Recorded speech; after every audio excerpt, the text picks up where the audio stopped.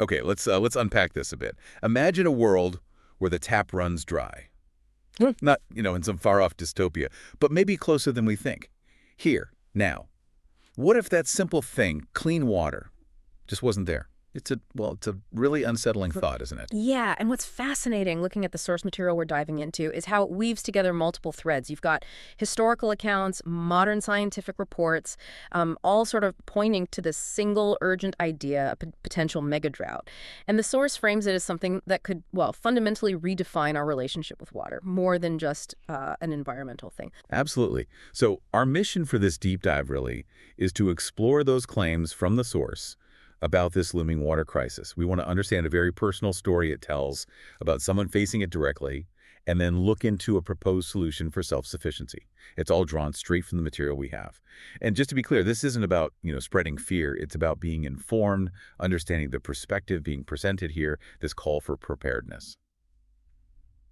Okay, so let's start with the dramatic stage the source sets. It kicks off with this idea that America isn't just facing a drought, but something it calls a reckoning. Hmm. And it makes this pretty bold claim that ancient prophets apparently spoke of this, and now NASA, of all organizations, is confirming it. That's quite a starting point. It is, and the source really leans into this. It claims NASA is predicting a 100-year mega drought, even saying it'll be worse than the Dust Bowl of the 1930s. Wow, worse than the Dust Bowl? Yeah. And it suggests the last, 6 years of drought, that was just the beginning, that the crisis is now spreading across the nation. A really central point in the source is that society is, quote, completely unprepared for this potential disruption, a disruption to our whole way of life regarding water. Right. And if you connect this back to that broader framing, the source makes an explicit link. It ties these environmental predictions to a spiritual context. It says Scripture had another name for it, famine. Mm. And it draws that parallel, to Pharaoh needing Joseph's help during that massive famine in Egypt. That's a really potent mix, isn't it? Right. Scientific claims interwoven with spiritual interpretation. But the source, it doesn't stop there with the drama, does it? It brings in these more apocalyptic elements. It references this belief that the second seal has been opened, that war, capital W, is upon us, citing Revelation 6.4. Yeah, it's pretty intense. It describes the Red Horse rides, mentions nations rising against nations, Israel under siege, China watching, Russia moving. And the conclusion it draws is incredibly stark. War has arrived, famine is here, and thirst is coming.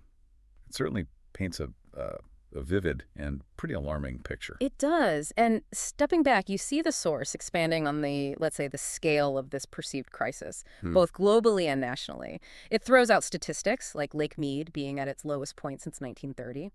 Claims that in California, lakes and reservoirs are drying up faster than they can refill. Faster than refill. Even Lake Superior, the largest freshwater lake, it's cited as being at its lowest in over 80 years. But maybe the starkest warning is about the Ogallala Aquifer, vital underground source, described as disappearing with this chilling note. Once it's gone, that's it. You don't refill the Ogallala. You just run dry. That's sobering. Yeah. And the source keeps coming back to the Dust Bowl comparison, but always adding, now it's happening again, only worse. It even pulls in quotes attributed to the UN and the New York Times saying, this is only just beginning. And again, it grounds this warning biblically, referencing Deuteronomy 11.17, that passage about divine anger shutting up the heavens, causing drought. It really emphasizes the kind of historical and spiritual weight some people are attaching to these events. Right. So it's clear the narrative here is suggesting these aren't just random environmental blips. They're presented as signs of, a deeper shift, a call for immediate preparation. The density of these claims is quite something. But what really, I think, brings these big warnings down to earth is a very personal story included in the source. It shifts from these, broad, dire predictions to introduce us to a man named John Gilmore, living off-grid in Arizona, who the source says actually faced this crisis head-on. Right. John Gilmore's story is presented as this compelling, real-world example of the warnings. He's reportedly on 5 acres in Arizona, grows his own food, raises chickens, totally self-sufficient, relied on his own, 90 feet deep, always reliable before. Okay. But then the source says he starts seeing the signs. Pressure dropping, faucets sputtering, little things at first. Then, the moment of truth, he pulled the lever on our hand pump and nothing came out but a dusty cough. Oh, wow. Just nothing. Exactly. And his immediate reaction was, okay, I rely on the backup. He had 500 gallons stockpiled, started rationing strictly. His wife, the source mentions, even washed clothes with vinegar and gray water to save every drop. And adding insult to injury, he apparently found out there was a 5-month wait just for a permit to drill a new well. 5 months. Yeah. When you have no water, that's an eternity.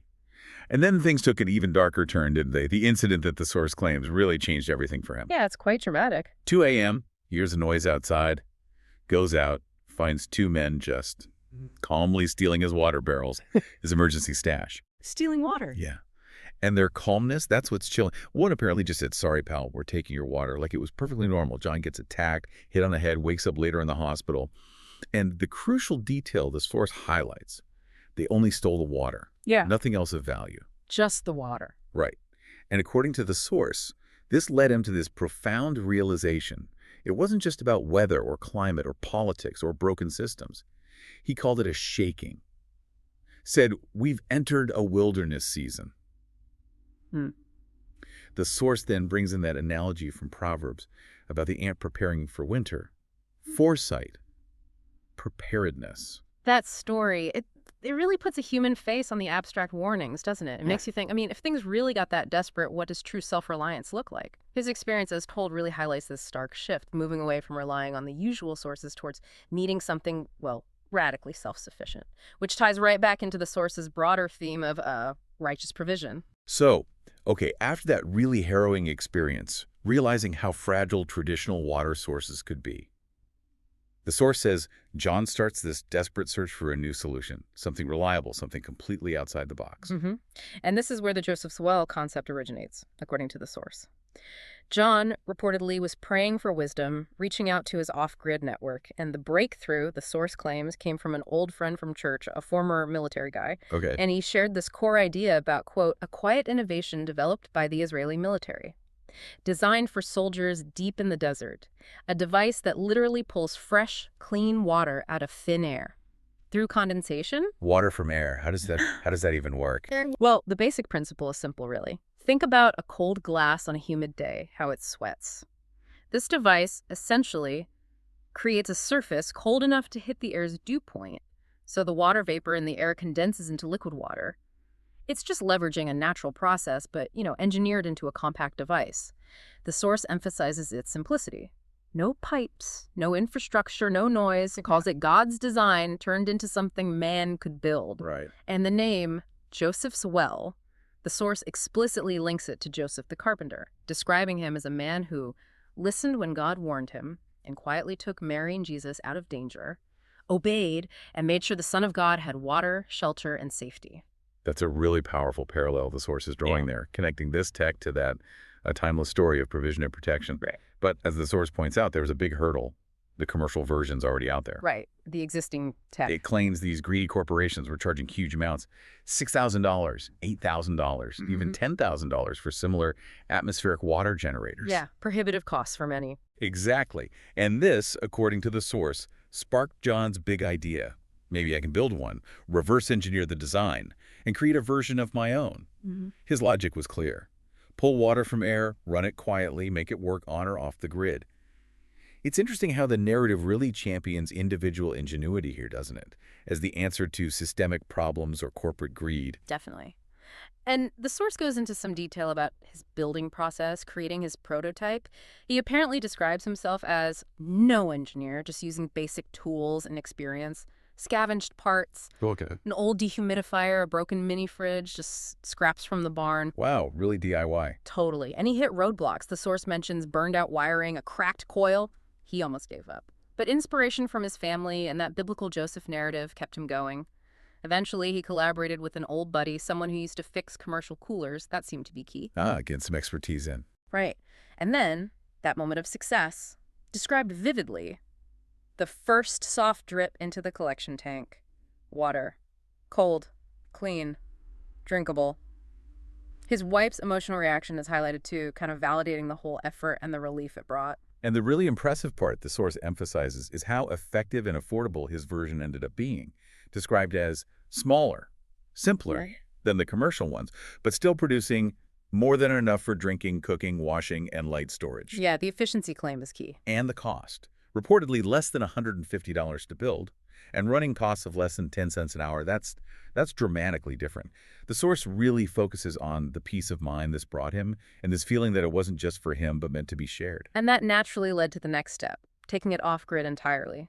John's desire for complete independence, the source explains, pushed him to talk to his off-grid friends again. And he succeeded. He got it so the water started flowing fully powered by the sun. No noise, no wires, no bills. Fully solar powered. Yeah. And the design for that is apparently simplified, too. Reportedly uses just a basic car battery and a small solar panel. The source makes a point of saying, no special tools, no rare parts, no engineering degree required. If we connect that to the bigger picture again, this move to off-grid isn't just practical, it's symbolic. It represents that ultimate self-reliance in the face of uncertainty. That's a core message throughout the source material. So, okay, John builds this thing, refines it, gets it running off grid. What happens next? How does it get shared? The source says word just started spreading, right, among neighbors, his church community. Exactly. People saw it worked, and his wife, according to the source, suggested, honey, maybe this is your ministry. Framing it as a calling. Yeah. And that apparently prompted John to document the whole process, step by step, creating a guide with video, blueprints, schematics, but specifically aimed at real people, not engineers, making it accessible. Okay, so what's actually in this guide, this Justice Well package, according to the source? Well, the source details several components. There's the core guide itself. That includes a complete step-by-step video guide, printable blueprints and schematics, and a full materials list with links and sources. Also instructions for both on-grid and off-grid power setups, and apparently unlimited email access to John himself for questions. Okay, that sounds pretty comprehensive. And then there are 3 bonus guides mentioned. Bonus #1 is how to secure your water reserves. That covers, storage containers, rotation schedules, preventing contamination, basic preparedness stuff. Bonus #2 is how to purify and mineralize water. This teaches different methods: filtration, solar disinfection, SODIS, boiling, even remineralizing the water afterwards. And bonus #3. This one's titled The Deadly Agents Hidden in Your Water. Deadly agents, what does that cover? According to the source, it aims to expose various things found in tap water chemicals, pharmaceuticals, bacteria, and it also includes what the source broadly terms spiritual toxins, described as influences that could corrupt well-being, along with methods for protection. Interesting mix there. Practical purification alongside more spiritual concerns. And the source includes testimonials, right, to show it works for regular people. Yeah, it highlights a few. And Adam B. from Missouri, who supposedly built it in 2 days, no prior skills, and now feels no bills, no fear, just peace. Alina R. from Texas, initially skeptical but found it actually worked. Cold, clean water from Air, says she hasn't bought bottled water since. And a Deacon Mark C. from Arizona, described as a friend of John's who built one and feels it gives him a sense of purpose to protect and to provide. These stories are definitely presented as strong endorsements within the material. Right. And it really brings up that key question again. How truly accessible is this kind of independence for someone without, say, an engineering background or advanced DIY skills? The source consistently hammers home the point. You don't need to be an expert. Just follow the instructions. It reinforces that idea of self-reliance being achievable for, well, almost anyone willing to try. That's definitely a major selling point presented. So wrapping this all together, what does this deep dive mean for you, the listener? What seems clear is that beyond the, frankly, alarming warnings and the very personal story, the source presents a strong call to action. It's all about self-sufficiency, resilience, and finding peace in being prepared. That's the core message emphasized. Exactly. The source keeps reiterating the claimed benefits, tapping into this virtually unlimited source of water from the air, requiring almost no maintenance, just flip it on, and providing something it argues is even rarer in a crisis: time. Time to protect your family, time to pray, time to focus instead of scrambling for basic needs. Right, that idea of buying back time. Yeah, and it suggests this path allows you to potentially become the kind of man your church and your community look to when the storms come. It even references Isaiah 41, verses 17-18, about God providing water in desolate places. So when you're facing all these potential uncertainties discussed in the source, how valuable is that peace of mind? Knowing you can provide for fundamental needs, that seems to be the central question posed to the reader or listener. And the source concludes with this broader vision, doesn't it? It's not about hiding away. The quote is not to build a bunker and hide, but to be a well in the wilderness. A provider. Exactly. To be a builder, a provider, explicitly linking back to that Joseph figure. With this profound idea presented, the ones who prepared will be the ones who provide. for their families, their neighbors, for what the source calls the remnant.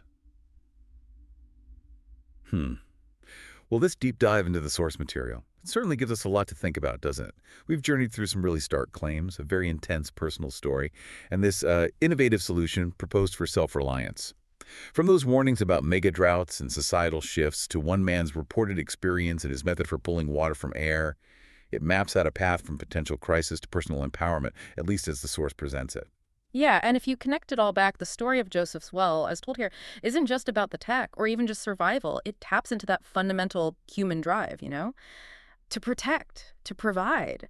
And the choices we make when faced with uncertainty, it really prompts you to consider, what does being prepared truly mean? Not just for a sudden crisis, maybe, but for a world that might be changing in fundamental ways. That's a great question to end on. What insights stood out most to you from this exploration? We definitely encourage you to reflect on how these ideas, these claims, this narrative, how they might resonate within your own context. Lots to mull over.